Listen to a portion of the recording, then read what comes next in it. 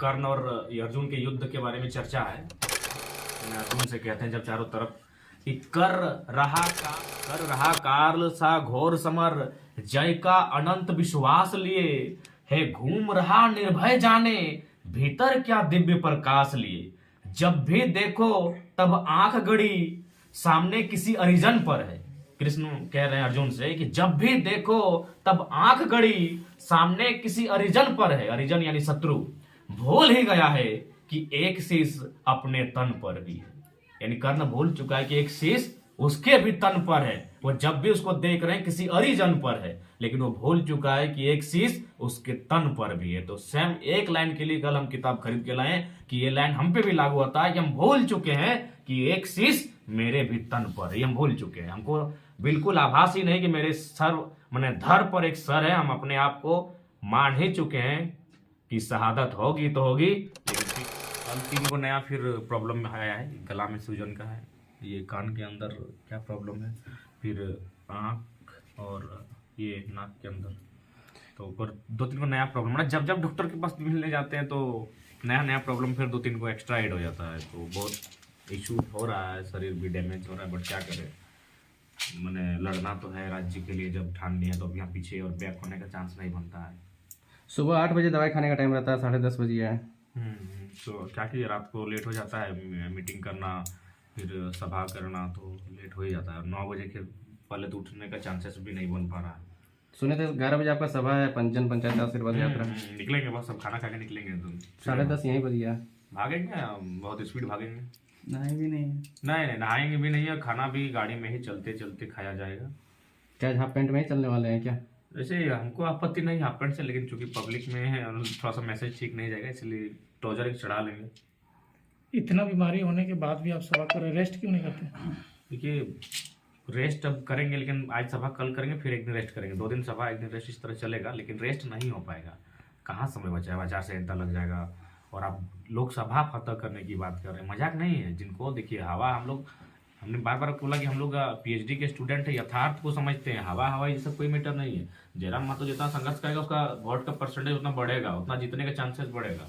हमें तो और फोकस हम कर रहे हैं अपने आप पे, तो जाहिर सी बात है हमें मेहनत बहुत ज़्यादा करना है। लेटर पेड में आप लोग जारी करते हैं कि जन पंचायत आशीर्वाद कल आपका कसमार में था और अभी तक कुछ वहाँ के लोग आपसे मतलब कांटेक्ट करना चाह रहे हैं कि वो प्रोग्राम कैंसिल है, हुआ कि क्या हुआ?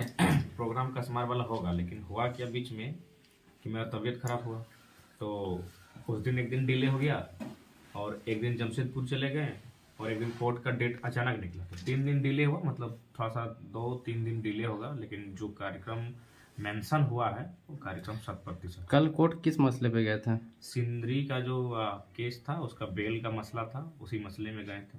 बेल मिल गया? हाँ, बेल मिल गया। और मैंने बेल मिलना भी चाहिए। बेल क्यों नहीं मिलेगा भाई? माननीय न्यायालय भी जानती है कि बच्चा लोग, पुलिस केस का मतलब ही होता है कि कुछ ऐसा नाम दो जिससे आपको किसी की दुश्मनी ही ऐसे नाम दे दिया जाए। पुलिस केस में जनरली भीड़ का केस का मतलब ही है कि आप 2 का नाम दे दिए, वो 2 का नाम दे दिया, तो इसी टाइप से नाम वहाँ दिया जाता है। चुनाव लड़ना है इसलिए बेल ले रहे हैं क्या?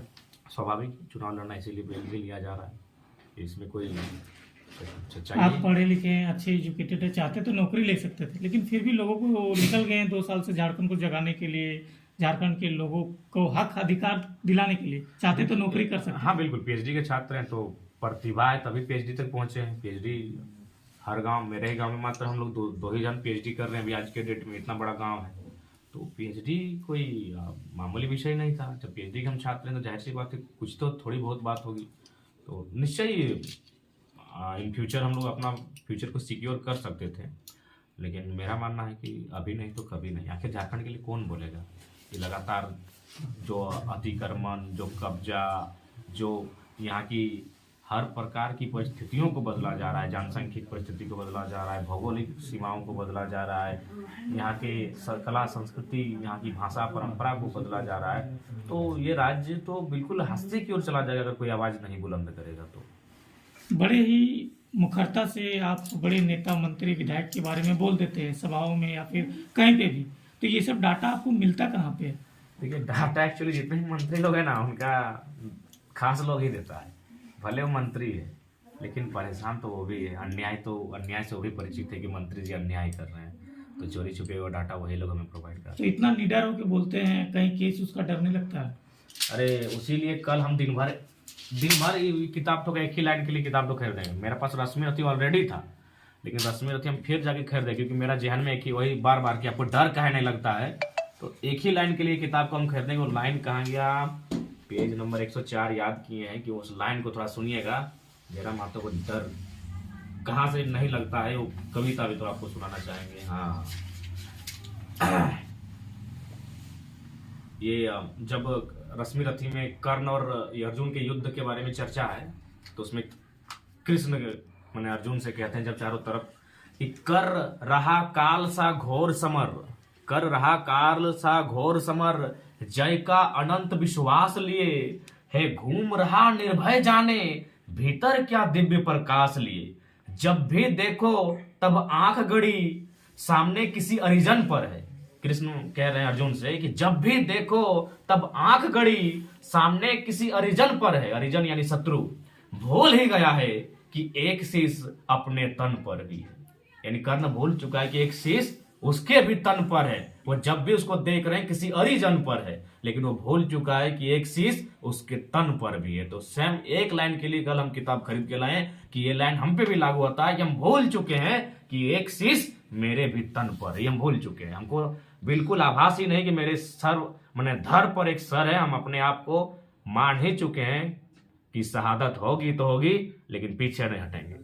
कि कर रहा काल सा घोर समर, जय का अनंत विश्वास लिए, हे घूम रहा निर्भय जाने, भीतर क्या दिव्य प्रकाश लिए। जब भी देखो तब आंख गड़ी, सामने किसी अरिजन पर है, भूल ही गया है एक शीश इसके अपने भी तन पर है।